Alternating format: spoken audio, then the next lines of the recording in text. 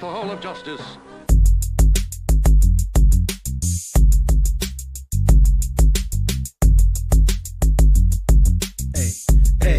Hey. Welcome back to Chase and Shep, where Mondays are for the mind. We're live on every outlet at 6 p.m. Central Time. So hit the follow to the channel, make sure that you're notified, so you can join us every Monday. Chase and Shep is now live. Chase and Shep, Mondays for the mind. Grow with us as we sit down with new guests all March long.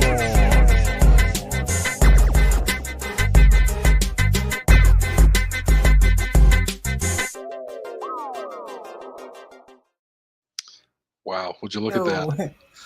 A new month, a new intro, a new theme this month. We've left the month of love behind with our very first Mondays on the Move. I hope you checked it out. It was a lot of fun to make. That was fun. Our first animated sequence. That was pretty cool. Yeah. Shout outs to got Gala. around to the local shops. Shout out to G-Mart Comics, Exile on Main Street, and Jane Addams Bookshop. It was a good time. It was nice to get out, change things up a bit. But we're back to the old ways again. And this month we're talking growth. And to help us kick off the month of growth, we got Trude Namara with us. Did I say that right? Did I get it right off the? Yes, Trude Namara. Yeah. Okay. Good. That happens sometimes, or we don't clarify beforehand. That's what the talks are for. Before we do this, that's what these tests are for. Getting to know how to pronounce each other's names. Is it Chase? Yes. Is it Chase? Yeah. And we just hope Chef? the conversation naturally comes around to it. Shashay? Is your name Shashay? Yeah. Oh, Chase. Yes. Mm-hmm. I see. How are you, Trudy? It sucks because you can't make a really good joke with Chef. Oh, sorry. Go ahead. Oh, it's fine. We get to play the lag game today. Anybody who's watched for a long time knows all about this. So, always makes for the fun ones. It does.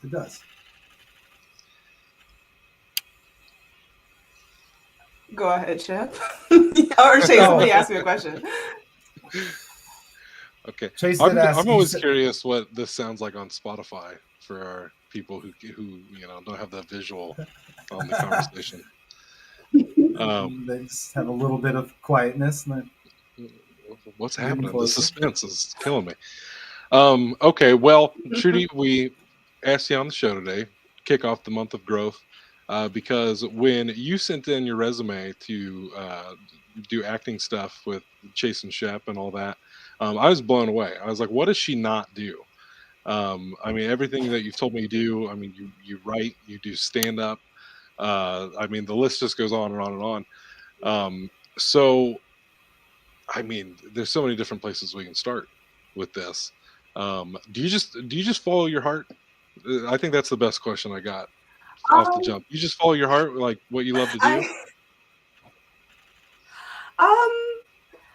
I feel like it's funny enough that we're talking about growth, because I think that for the longest time the answer has been no. I have not been following my heart like forever. Little quick background on me. I was like, you guys probably already know this, but for everybody listening, I grew up in Uganda, and I came to the United States when I was 10, 11, and I was, like, as an immigrant, introduced to the only medical route, or anyone who's an immigrant, who has immigrant friends knows this. It's like you have like 4 options when you come to this country, right? It's like you get to be a doctor, you get to be a lawyer, you get to be an accountant, or something else that's like that, or like something with tech. And I kind of just picked medicine, right?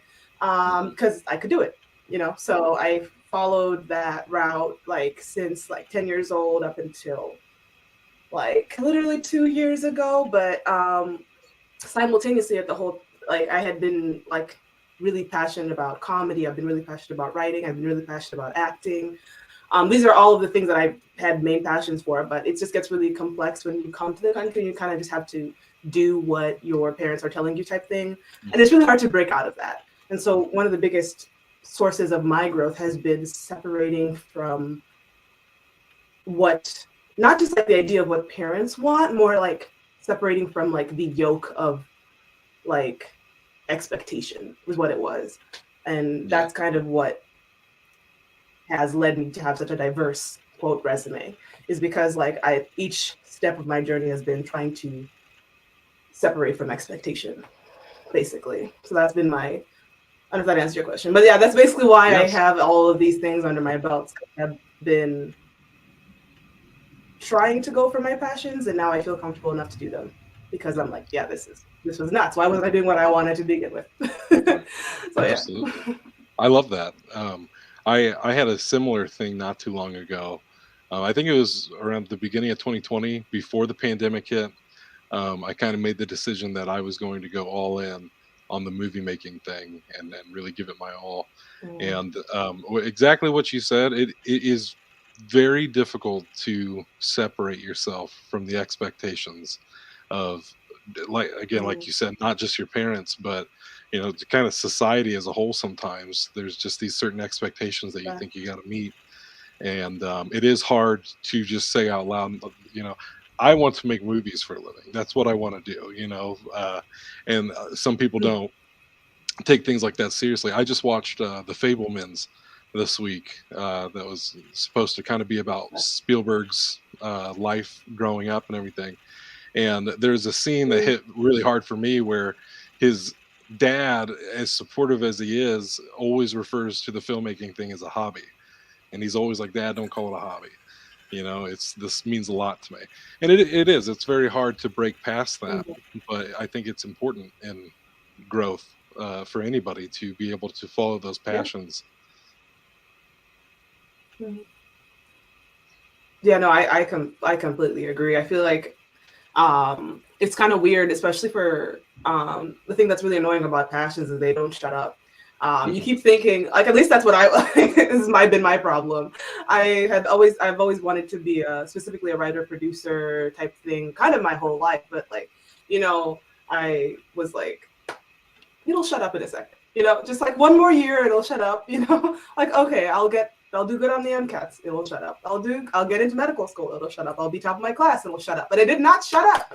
So, and I kind of had to make a very big decision, and I completely get what you mean. Like, it doesn't.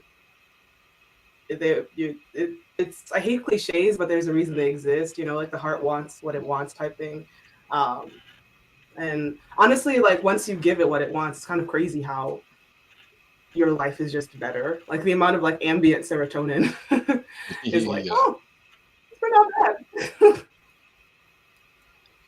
Yeah, it's always been the hurdle to try to convince the people that it's not a hobby. It's just, a choice. But, I've always just embraced it, so what if, I've done music now for 20 years. It's like, so what if it's just a fucking hobby, I just bought some shit the other day from money I made last year, my song streaming. Like, like if that's a hobby, cool. I'm cool with that. That's great, So that's where I've always been. I want to ask you. Yo. Oh, sorry, I mean, I wanted to ask you, like, what is it like as a person who's always wanted, or I guess like known what they wanted? What is that like to be in it and being like, I've always like regularly been in that state? Or what do you think it's like to have not? Can you imagine what like a person's life would be without it? Does that make sense? It's like, yeah. I mean, I think about all the time. Well, I think about all the time because I started doing music when I was like 16 with all my buddies, and we were just having fun. But a lot of the decisions I made based around my life has always been like, if I could make it huge doing music, but I never wanted to make it huge doing music. So like, for the longest time, I would just put music out for free. I was like, nah, I don't want to charge people to make music, like back in the day, way back in the day. I'm like, people probably made music and just sat on the side of the street and was playing it, and people would come around and could listen. Like, music should just be a thing, it's a way to cope, a way to get by, I'm just making stories up as I go along here. So, I have those thoughts in my head, especially now, we've talked about a little bit on the show when I'm hitting 20 years doing that. I'm 35. I'm sitting here going, do I still want to keep doing music? Do I want to do something else? And I've found that like maybe if I do this, the voice will stop. And it's like for me, I go in waves, and I'm definitely in a spot right now where like creatively, it's like, I mean, I don't know, like I'm not really stressed that I'm not making anything at the moment, but at the same time, it's like I really want to make something, but I just don't think that I've thought of the right thing yet. You know, it hasn't hit me yet. Like I let it come to me. I'm not going in searching of it. I'll just let it come to me, and if it doesn't, so be it. But I don't. It's hard to answer your question more specifically than like, you know, like I've thought that. You know, I thought like, what if I went to college out of high school and I got a, you know, but it's like it would boils down to like I'm really happy where I'm at right now in life still. So it's like every choice I made, I still think was the right choice at the time because I'm still happy and I still got a lot ahead of me to fuck up or to get right. Well, it's also like you said, you know, passions don't really let you go, which is very true. I've especially lately, I've had a lot of these like sort of moments where I have to like ask myself, like, do I really want to make movies? Is this the path that I truly want to go down? Because it's so much work, and I've brought myself to the brink of total breakdowns before trying to juggle everything. And at the end of the day, I you know, I look at things and I'm like, well, the optional thing that it's adding all the stress is the filmmaking. I mean, that's the thing that I am choosing to do that is stressing me out so bad with this pile of things to do. But it's something that, you know, since I was 4 years old, I knew that I wanted to do something in movies. And no matter how many times I have that moment of like, I don't know if I can or should do this, I always come back around because I'm like, what else would I do? You know, I don't love anything like I love this. So. No, that's amazing. No, like it's really weird how like you can have such intense feeling of certainty as a child. Isn't that like I don't know, it just make it for me, it makes like I always think of kids as like or childhood as like you have always been aware to the same degree as you are today, but like you just couldn't talk yet. You know, you couldn't articulate it yet. You couldn't like, you know, I just think that's the only difference. And so I try to like I think that even now when I'm like hard on myself, I'm like, girl, it's like I still basically like equate most things I'm learning to like learning how to walk. Like I just figured this out. Like for every new stage of my life, like you just got here. Like you just learned how to walk. You cannot be this hard on yourself because like it was just as hard when you couldn't when 1+1 was 5, you know, or something, you know. Yeah. Forever. I just recently we had a friend who was turning 25. And she asked if we had any advice as she was turning 25. And I told her that when I turned 25, the way I looked at it was that if hypothetically we're supposed to make it to 50 and 25 is the halfway point, it's almost like you've got a whole other life ahead of you. You know, that next 25 years. And I kind of saw it as starting over again at 1 with all the knowledge that I have, you know, and it's like, and now we have another 25 years. And I feel like the person I told that to was very like it struck them like it struck me when I realized I was like, you know what, that's not a bad way to think about it.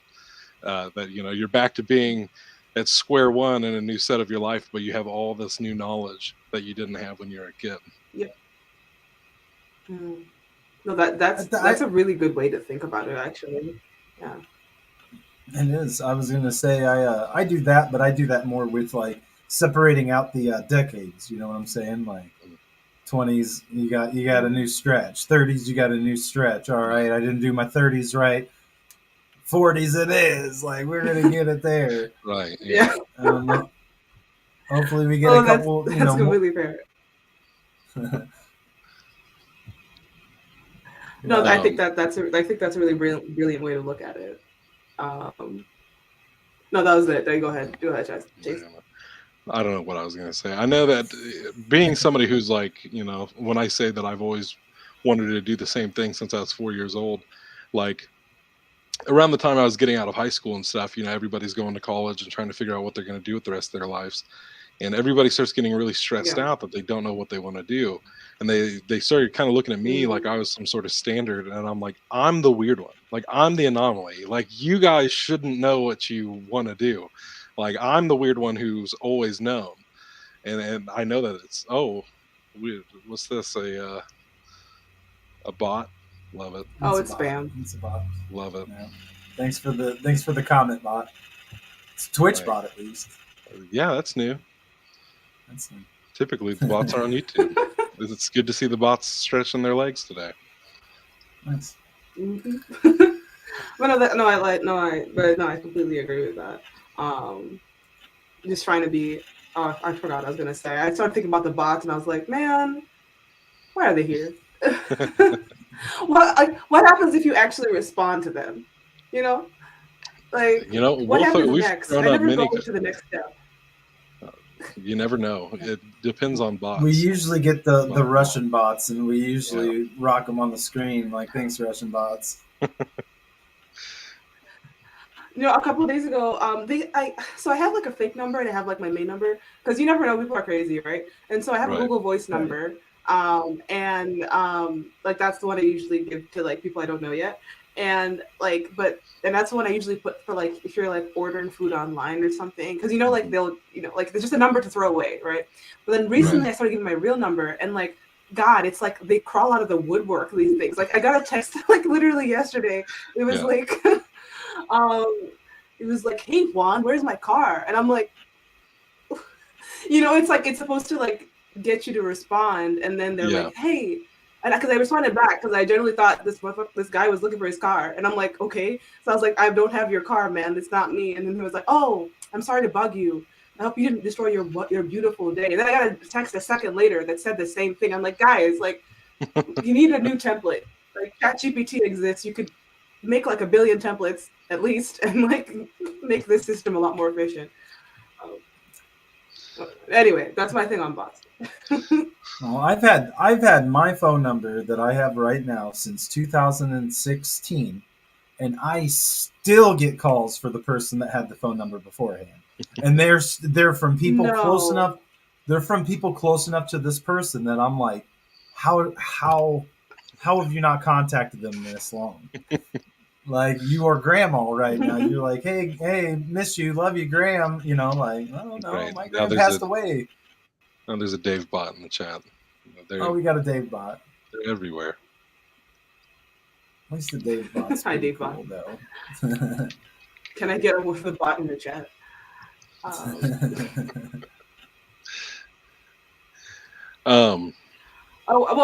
on to like career. Like we'll just circle back to career growth. I hate that phrase. Circle back. Every time I say it, I want to shoot myself. But anyway, we'll come back to it. But I wanted to ask you guys, like, what are your thoughts on like personal growth for your own goals? Like any goals that you have. Like for example, I know Chase, you're about to have a kid. Congratulations. What are your how do you feel with your personal goals and things that you've created for yourself outside of your career? I might have to take that one in. Like, do you mean just personal goals in general, or I guess? Yeah, like emotional goals, like something you used to like. For example, I'll give an example, like, and like for example, recently I just realized like I had a lot of like attachment to people's ideas of like not myself, but ideas of what I wanted them to think of myself. So it's not really like I used to be very much like a place of like I don't care what people think, like baseline. And I had a lot of pride in that, but it also stopped me from like engaging with people in a healthy way. So like I'm going through things right now where I'm trying to like actively engage. And just noticing, maybe recently have you noticed a pattern about yourself is what I mean, I guess, that you're like, I can change this, and like what have you changed with it and stuff like that. I gotcha. I guess for me right now, the big thing with personal growth is finding balance in everything. Like we were talking about before the show, already spinning tons of plates as it is, and adding a newborn baby on top of that in a few months is not going to make matters any easier. But I do know when it comes to the creative endeavors, a lot of it is self-inflicted. I get ideas in my head that it's like, oh, it has to be this way. And if we've said it once, we've said it 1 billion times on this show, that every so often we have to have this conversation with each other where it's like we are chasing ship. Like the ceiling doesn't go any higher. There's nobody else above us. We do get to make the calls of, what comes out when and all that stuff. So, I think I just stress myself out on timelines and stuff. And like I was telling him, we're always racing the clock, and we need to get better about planning our shit out to where we're not like making it literally like weeks before it comes out. Bad habit of piling on too much, but it comes out of pure ambition. We're just so excited to get every idea out of our head. And it's just kind of figuring out what to let go of, what's more important from day to day. Because I watch a 3-year-old boy, almost 4, a newborn baby on the way. It's a lot.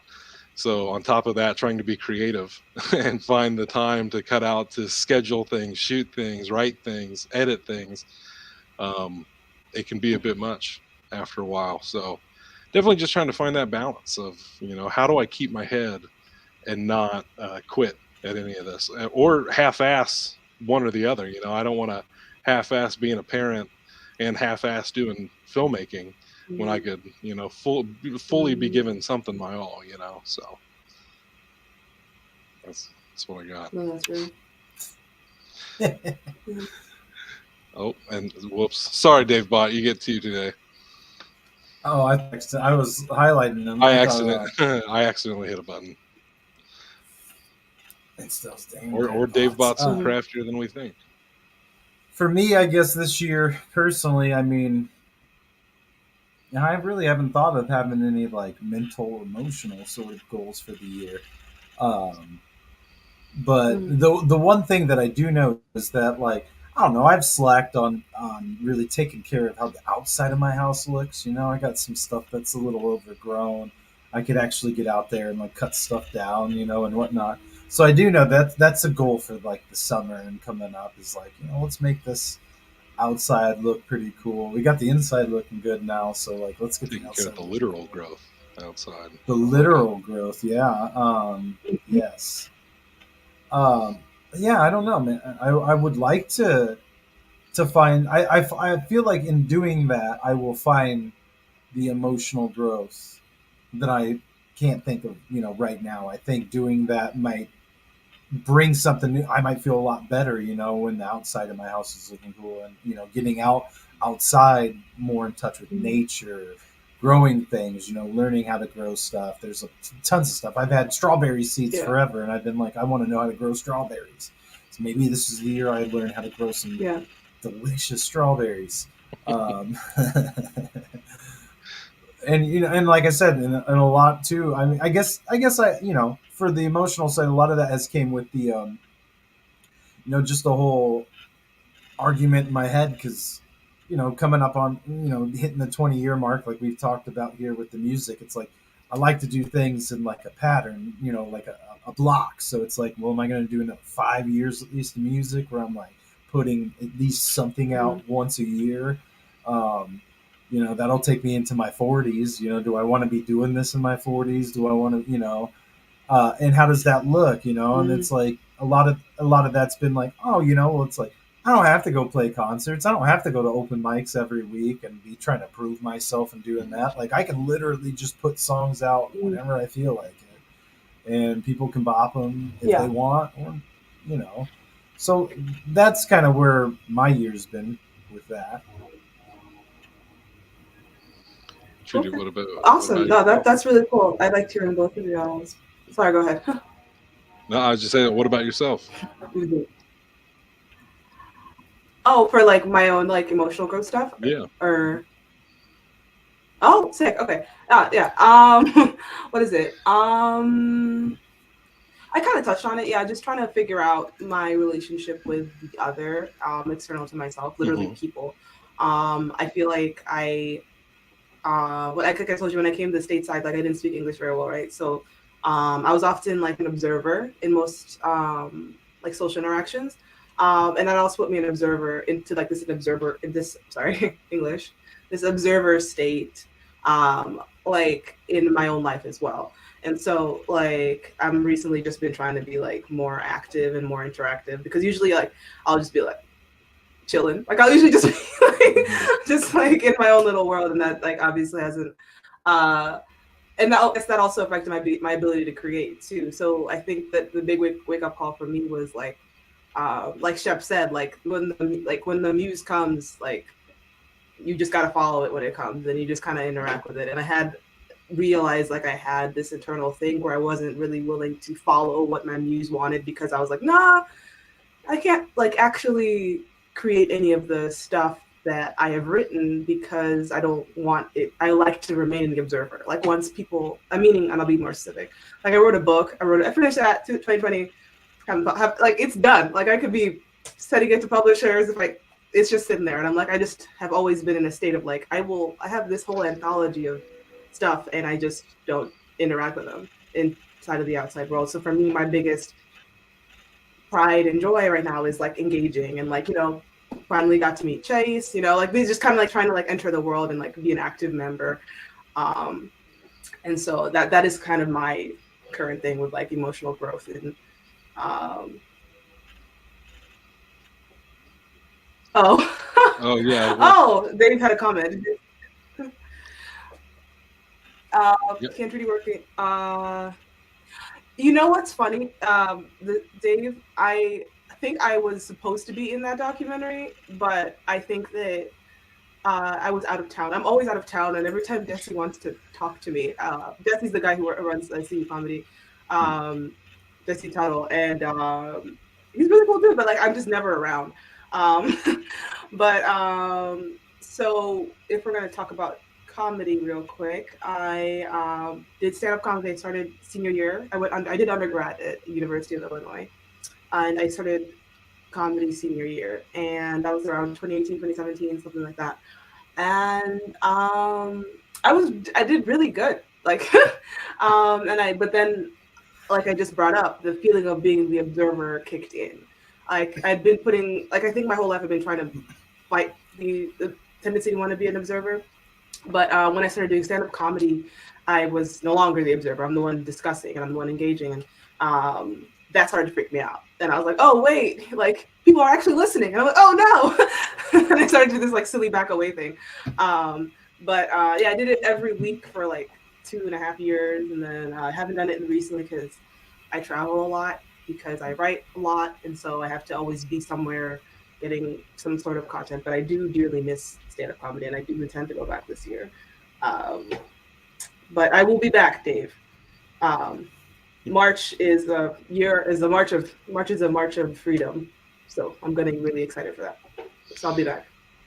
Yeah. And you can record a set if you want, and I'd love to meet you. I thought he was a bot, honestly. Initially. That's just how good of an actor Dave is. He's top notch. Now I know exactly what you're saying though, with the being on stage and being the observer type of person, and having that realization while you're on fucking stage that, oh fuck, like everybody's listening to me right now, they're all watching me right now, like. And I've only done it once in the whole times that I've performed on stage. Really, I've only done it once where I've let that take over, and I was like thinking inside my head, and then I was like, oh shit, I'm supposed to be rapping right now, and I ain't saying anything, and everybody's just looking at me, and I'm like, damn. But I saved it that night. I saved it. I knew when the chorus is. I've done music for a while, so it's like I know where things are coming in at. So it's like if I just start making stuff up right now, nobody knows this song right now. They're not going to know any different. So they didn't. And I saved it. But yeah, that is okay. Well, we love when it's artfully saved. Good job. Yeah. It's a terrifying realization to have, though, when you're on that stage and you realize, like, this is my personality. Like, oh fuck, like. I've always been in love with stand-up comedy, and I had also tried my hand at it for a little while. It's been years. I think the last time I did it was maybe 2017, 2018. About the time you're taking over, I hung up the mic. but it was always so challenging for me to like figure out what worked best for me on stage. And I know if I took the time to just keep going to the open mics and figure it out, I would have eventually. Um, but to give a polar opposite example of his saving the day artistically, I'll never forget one of the times, like easily the hardest I've ever bombed on a stage ever, was doing an open mic at Canopy Club. And I was starting in on a joke that had to do with the girl that I was seeing at the time. And she walked in just as I was doing the joke. And I just stopped telling the joke. Like, just mid joke, I Oh, just stopped telling the joke and just switched gears and just started telling a different joke. And just like, it was a train wreck. I just got so, I didn't expect her to oof. walk in when she walked in. And I was just like, oh my God, how embarrassing she had, because it would See, have, I feel that's like it would good have been shit. different if she was there for the whole thing. But the fact that she just like walks in and it's like, this motherfucker's doing a Yeah. joke about me. But See, that's some Oh shit we need to no. save and write and put in our shit.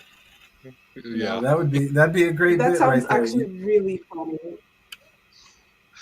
I'm but saying. the best Like I ever did not was to just, laugh, but that just sounds like go ahead.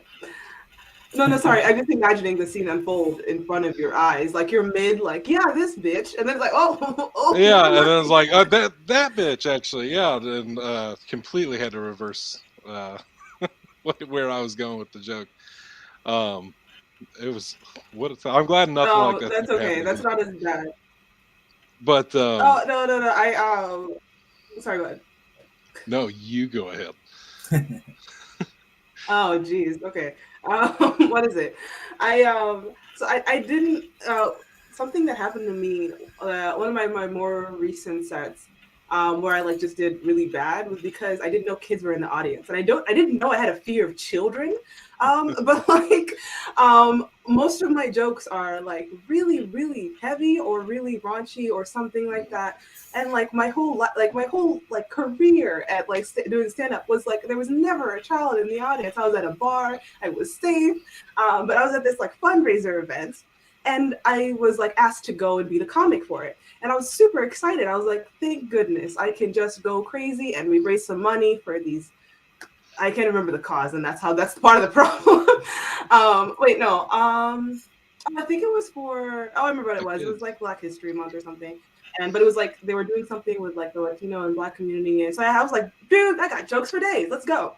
And then I get there, and like I swear they were hiding the kids. Like I get in there, and like I see mostly adults, and you know when you get into the room for stand up, and you kind of have to read the room. It doesn't matter. Like you have to have like all these jokes ready for like Mhm.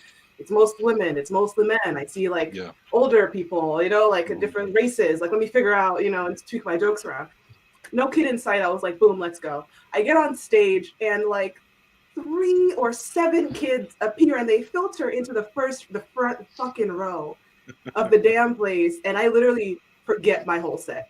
And I'm like, I saw like they're like Trude Namara, and I'm like, and I get on there and I'm like, you kids like games? Like I don't know, like I just got so worried about them hearing Yeah. curse What you, words and me being like, like if you had told me before, I could have made like kid jokes. Anyway, I don't think it was intentional. I think people just like couldn't get a babysitter type thing. But yeah, there have been I've worse. definitely There been in have those been positions worse, Chase. where You it's will like you never gotta, be as bad as that.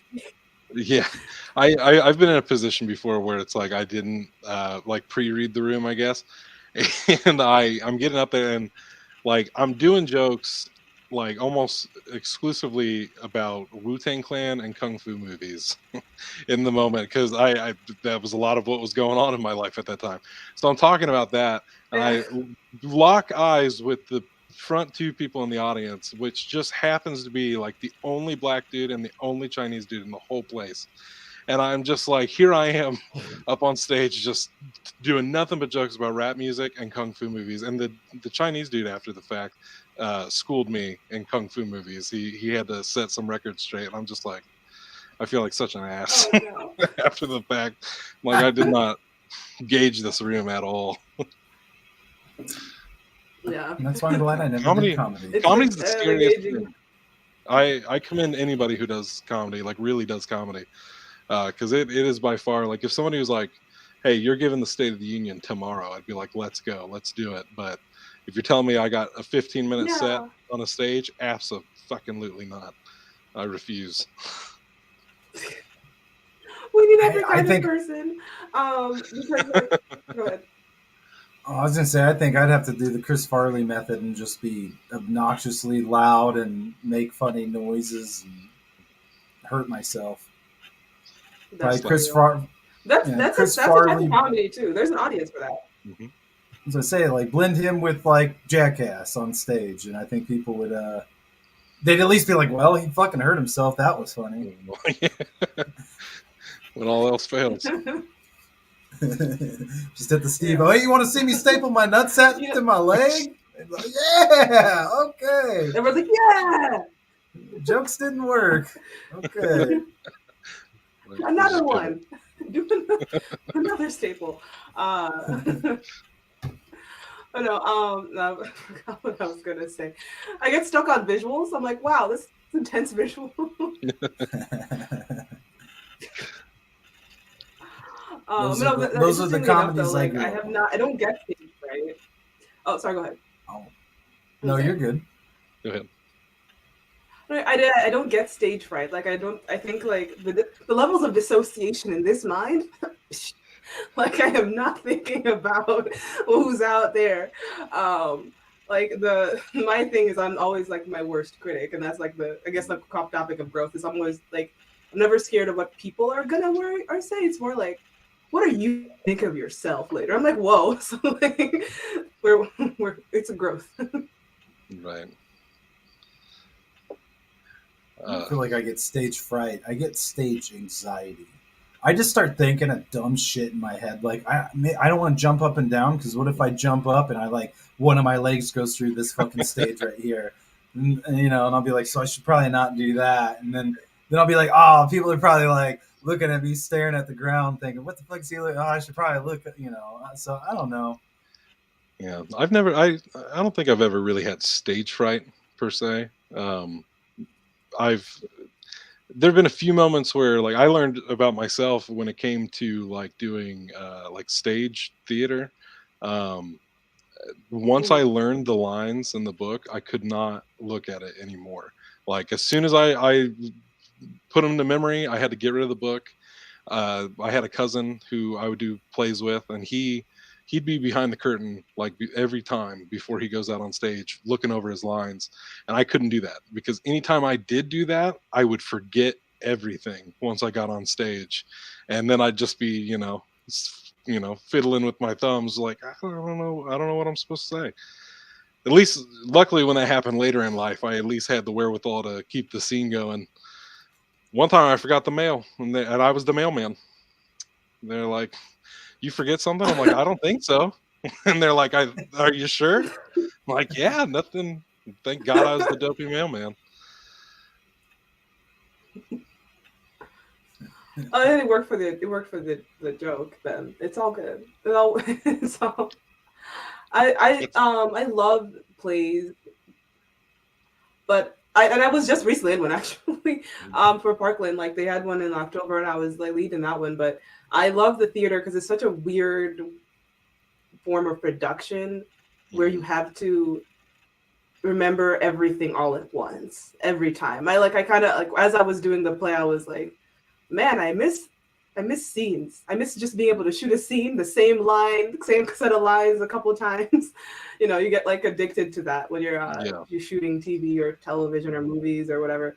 And then you're in a play and you're like, you got to do that whole thing for 2 hours each time, I 7 know. days a I have week. the So, opposite problem. Almost anytime I audition anybody, um, I usually don't have to ask. At this point, I ask because I already know the answer.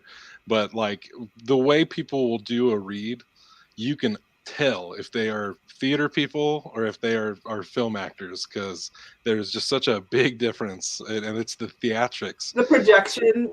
Yeah, Yes, yeah, yes. And so anytime I've had an yeah. audition with somebody who might be so talented on the stage, but just impeccable acting, and then they have to do something that's film related, and you realize just how unnatural they are, and having to like make them Mhm. unlearn everything that's been put into their heads on the stage, Yeah. can definitely be a challenge. As I've learned, that's been probably the biggest lesson I've had doing like film stuff Oh over the yeah. years. 10 out of 10. It's kind of like learning how to like relax.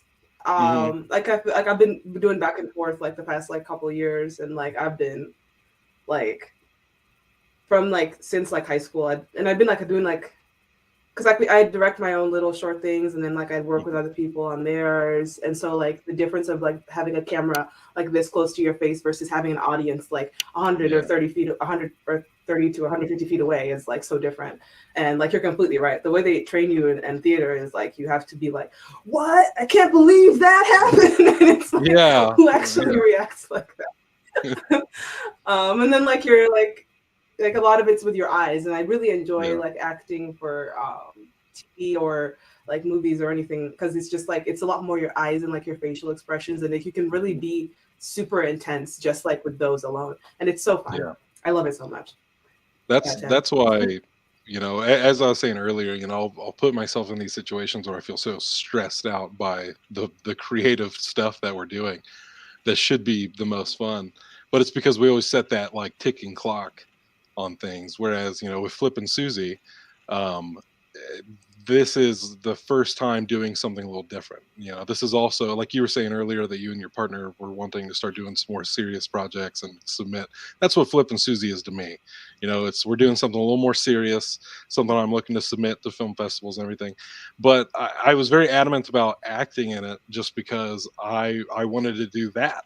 I wanted the chance to do an acting part where I do get to be more dramatic and use the facial acting a little more than just the comedy and the outlandish Mhm. horror elements and stuff. But yeah, I'm Yeah. really looking forward to it as an actor. But Yeah, that's facts. What's your both of y'all's like favorite, like who's your biggest horror inspiration? Your like top three like favorite influences? hmm.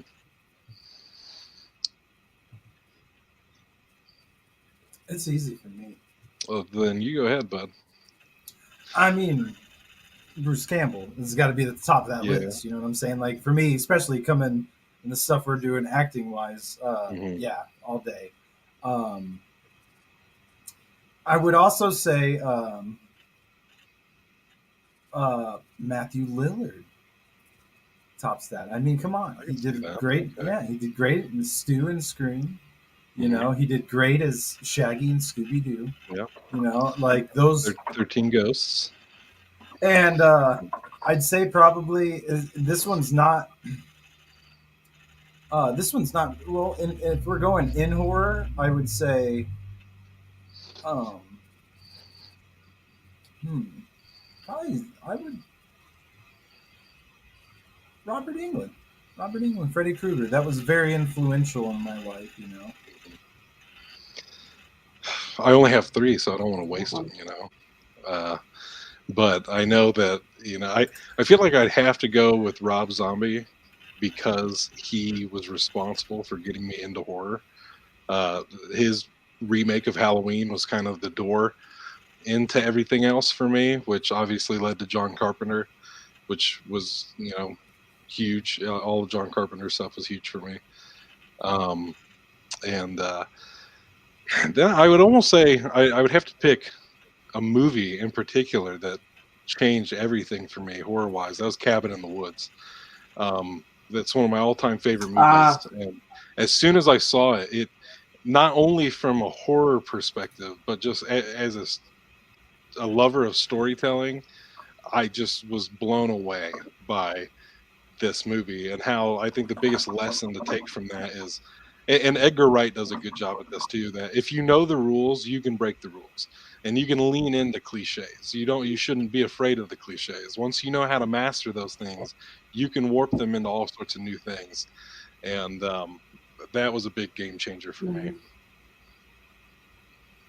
Yeah. Nice. No, that's fair. Mhm.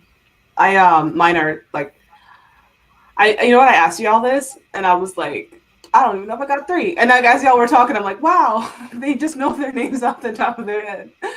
What is it? I like a lot of mine are authors, like book authors. So I don't know if you've heard.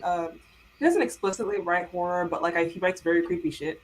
So Joseph Conrad, it's like old. He's dead, but like it's like old stuff. He wrote like Heart of Darkness.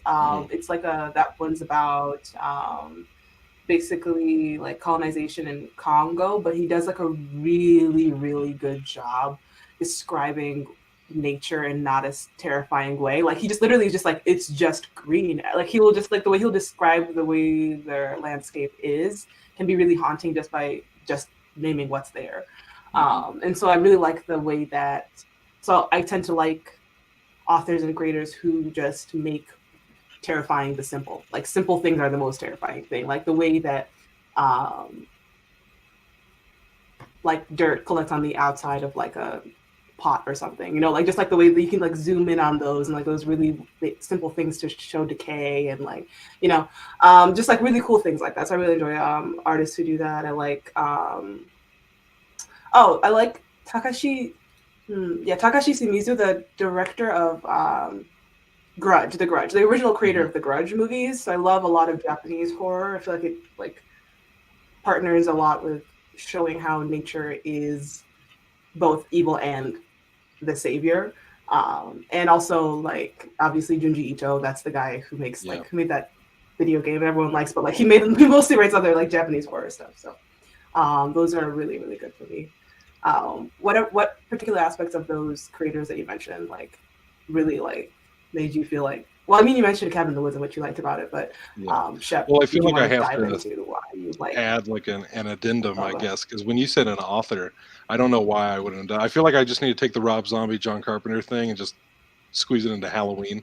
Like Halloween was a very influential film, all versions of it. But Stephen King, I literally have all of his books back there. Stephen King is one of the biggest horror influences. And it's just, again, that love of writing. I mean, that man can write like nobody's business. And even sometimes when you're not even asking them to, you're like, I don't need you to explain these things to me, but damn it, if you're not going to go into detail about every little part of this book, you know? And it's admirable. I love his world building.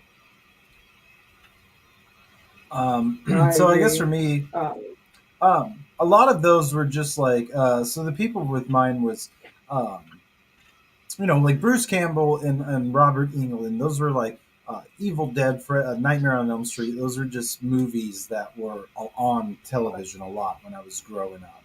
So, you know, Freddy, I could watch Nightmare on Elm Street because, you know, although Freddy Krueger kind of freaked me out when I was young, I'm like, but he's still kind of funny. You know what I'm saying? And that.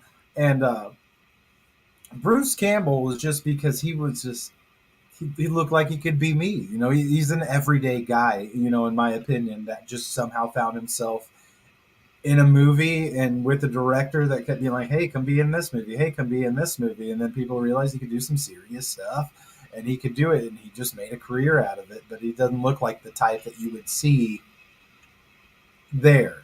But he also always came off to me as the type, you know, if I just seen the guy, you know, if I wasn't like, holy fuck, if I was just like, hey, groovy, and just kept, you know, he'd be like, hey, you know, what's up? He wouldn't give a shit, you know. But one that I did think of that I didn't, because, you know, I've only done stuff as like acting wise.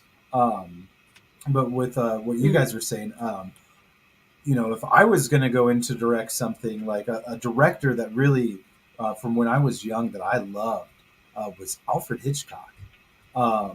Just the birds. It's like, you know, he made birds fucking terrifying to me as a kid. Like when I'd see crows or a blackbird or anything, I'd be like, holy shit, when I was a little kid, just because of that movie, just being all fucking insane and shit. And it, you know, it's bird, you know, they're everywhere. So it's like, you know, when you're saying that, taking like the simplest things and making that fear and stuff, it's like, I always really enjoyed those kind of movies growing up. So I think if I was getting to sit in like a director's chair of anything, people like him, Sam Raimi, those are definitely like the directors I'd be looking back at, just to see. I'm a sucker for like those like hardcore indie filmmakers like Sam Raimi and Robert Rodriguez, and so I Yeah. mean I just idolize these Yeah. people because of their story, how they just Well, and did the damn George thing. Romero, George Romero, yep. that was a big one too growing up. Like if I was going like straight directors, I would say like those three would probably be where I was like, yeah, those three I were the most influential. This is an important one. Do you think Matthew That Lillard is could play the a better Bruce Campbell, or could Bruce portray a better Matthew? Honestly, I feel like I could I'm gonna say say, wholeheartedly that Matthew could do a better Bruce. I was gonna honestly say the same thing. Matthew Lillard, I loved it, man. If you go back and you watch the original Scream movie and you just know in the ending and stuff, and just pay attention to like his character throughout the whole thing, it's like he really acted the fuck out of that movie. Like he He was was good. probably one of the top ones in it. And I just found out recently that apparently he's in the background of the second movie in certain spots, Oh, that's funny. and they were going to set up that he like comes back from the dead, but I think at the time they said that that's when like Columbine happened, and they kind of wanted to detach the franchise from high school, so they're like, nah, throw that out. Um, but no, Yeah, like I was gonna say fun Matthew Lillard story.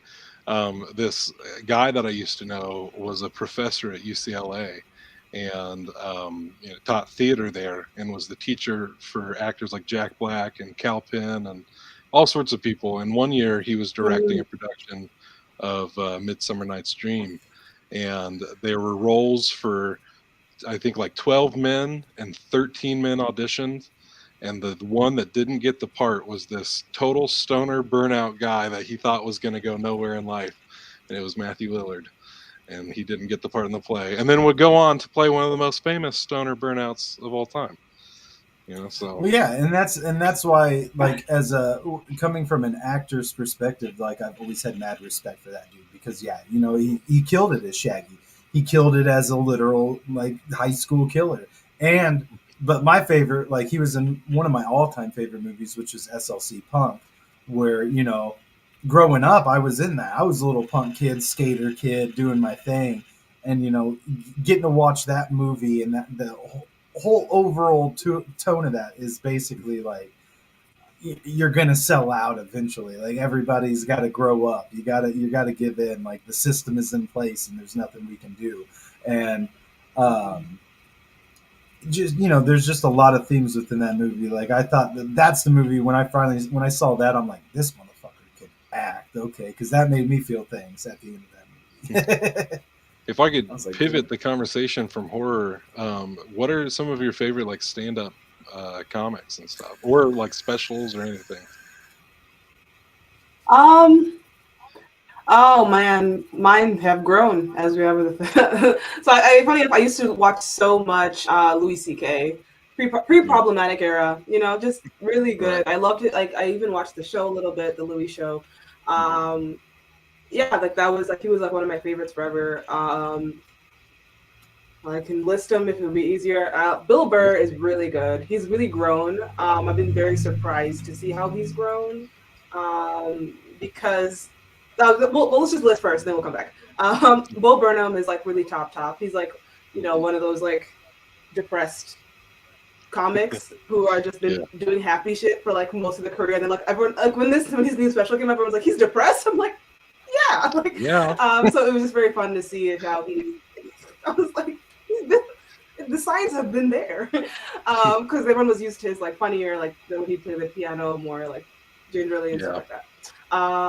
And Cat Williams, obviously. That was the first person I was like, this guy is a ridiculous person. If you've seen Cat Williams, he's like if you've heard of him, he's just separate. Well, just to be discussed. But those four are like kind of like top. Yeah. What about y'all? Oh, excellent choices. I'd put Bo on my top 5 for sure. Inside was one of my favorite specials I think I've ever seen. I saw that one at the theater. I loved it so much. And Dane Cook was my comic of choice growing up. I used to get all of his CDs, and actually, I used to, for you kids out there, they used to have these compact discs, CDs, where they would put What's the that? actual like stand-up specials on there. Me and my buddy, we loved getting Adam Sandler CDs, and because they'd have the skits on there, they'd have the songs. Like that was always some of my favorite as well. But yeah, comedy's interesting these days with how the world has changed. It's always interesting to see how comics are going to handle the change. I know one that I've watched Yeah. recently that I really liked is Ronnie Chang. Oh, Ronnie Chang is interesting. Like that's the. Did you guys see Me3 and Megan? Yes, I Did you see just did. Megan, the horror movie? I haven't watched it Okay. now. So he was no, it's not a spoiler. He's in it. Just like that's who we're talking about, Ronnie Chang. Like the Yeah. yeah, okay. Yeah, no, he's good. How do you feel? So how do you feel then about like Hassan Minaj, like those areas of comedy? I actually I don't think I've ever actually watched Hassan Minaj's. No. Yeah, no, I just don't think I've seen No, I love Ronnie Chang too. No, I was kind of saying it, so I was like, if you know him, if you don't, it's okay. But no, like Ronnie Chang's really funny. It is interesting to see like this new generation of not necessarily generation, but this new era that is coming out. And I hate this word, but like post politically correct era time where it's like you now like everything is so dependent on your awareness at the moment and like how can you be a person who can create because comedy is just inherently making fun of the tragedies of the world, and most tragedies are offensive.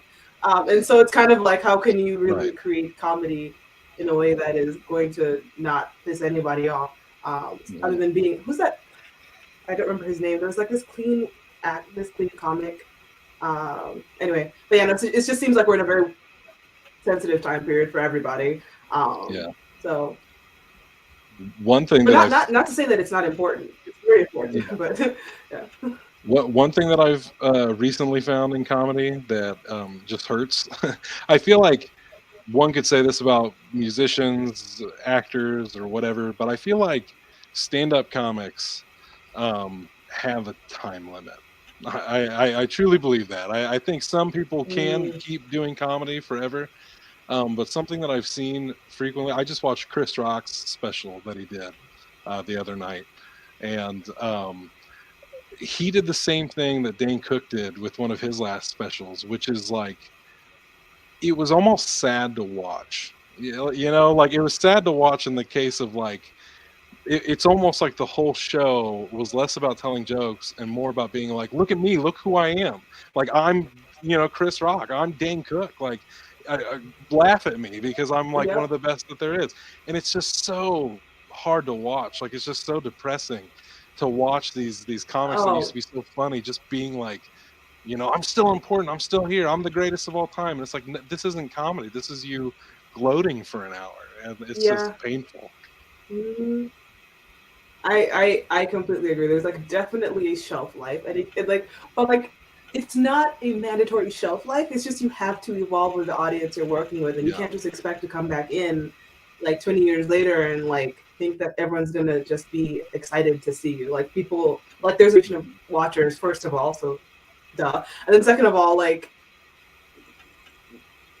the things that like humanity has evolved, and so like the things that make people laugh have as well, and like. It is very sad because like same thing's happening right with Dave Chappelle, right? It's like, what are you doing, bud? Like every special he releases, I'm like, what you doing? You're just standing there like posturing, like you just said, like just like look at me, and I'm like, yeah, look at you. Like maybe switch back to, and like sometimes the comics, I don't think anyone really got into comedy to stay in comedy. I don't think, especially stand up. I mean, it mostly seems like an avenue to create just so you can start something new. Like for example, like Jordan Peele, like him, like it seems like most stand-up comics, like or comics have obviously are people, so they have different sides to themselves, and it seems like everyone's just trying to give people enough so that that way they can show who they really are. And I feel like if you're a comic and you don't take that extra step to be like, and now let me show you who I am in whatever avenue you end up going, your art kind of becomes stale. And I feel like I worry that might have been what happened with Chris Rock or with Dave Chappelle, and so they're just like some interesting factors that people always have to be in this like extremely meditative state as an artist, because being a comic is being an artist. You just always have to be making sure you're evolving, not just with the times, but with like yourself. Like Shep said this really well earlier, like, oh, like I look at it as like every 10 years, like what am I gonna fix about the past, like fucked up this, let me fix this the next 10 years. And and you mentioned even like viewing the future, like I'm going to start over at year one. Like you got to be looking at yourself as an artist in that same way. And so when it comes to these artists that we're talking about right now, like we hope and pray that they do that. But also when we look at it, look at ourselves here, it's like, it's a lot of work. It's a lot of work to stay self-aware, because it's so much easier, especially once you get money. I don't know. It's such a different world. Yeah. The money will do that. Does that make sense? That was just kind of like me being like, kind of. It makes sense. Makes sense. Summarize everybody. I vibe with it. I definitely think. I heard somebody talking about Vince Vaughn once, about how Vince Vaughn kind of did like a string of movies that was more like kind of corny comedies, more family-friendly stuff, and Vince Vaughn was just like, that's just where I'm at in life. I got kids, I'm not trying to do all this raunchy stuff right now. But right now, I just want to do this kind of thing, and now he does a lot of serious roles as well. And I think comedians are some of my favorite serious actors ever. Adam Sandler and Vince Vaughn and all these people that are considered like serious. Absolutely. But well, we're coming to a close. I definitely agree. Yeah. So sorry, that damn lag. I'd say we did pretty good with the lag. All things. I think we did. I'd say we did pretty good. Yeah. So we'll close it out. I'm leaving it so you can say something. Sorry. Okay. Okay, no, you go. No, I was gonna say thank you for having me. I really enjoyed this and having the conversation. I liked that it was very chill, and that we didn't have like a direction to go. It just felt like we were just vibing. This has been nice. Oh yeah. We talked about growth. It was lovely. Mondays for the mind. Just getting that mind right. Let's start the week out. One time for the mind. Any closing thoughts? I guess I'll go. I always go last or whatever. Closing thoughts, I'll say just go for it. Just do what you want to do. Follow your heart. Or as much as you can. So grow with the times. There you go.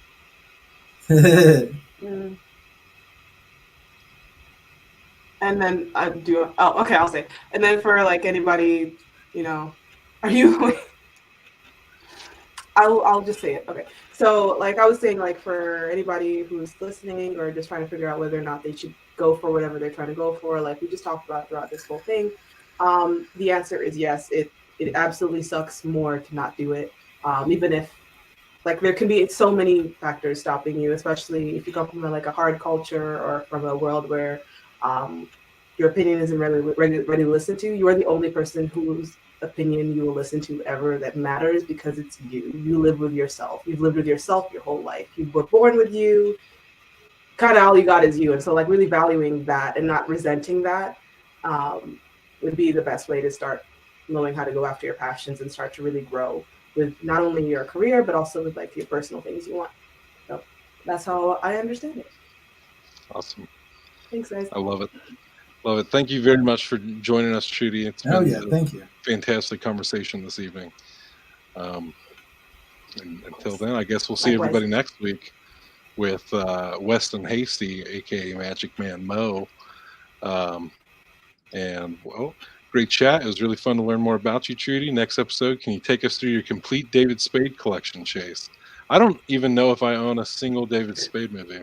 What? You don't have Black Sheep? You don't have Tommy Boy? No, I'm sorry, guys. I just got Billy Madison and Happy Gilmore. I just saw a bunch pop up here too. I have this guy said. Oh, where are these hiding? King, Carpenter, Robert England all the way. Thank you, Ron. I agree. Oh yeah. All hail the king. All right on. Okay, we're all caught up, and we'll see you next week, Trudy. Thank you again. Peace. Thanks.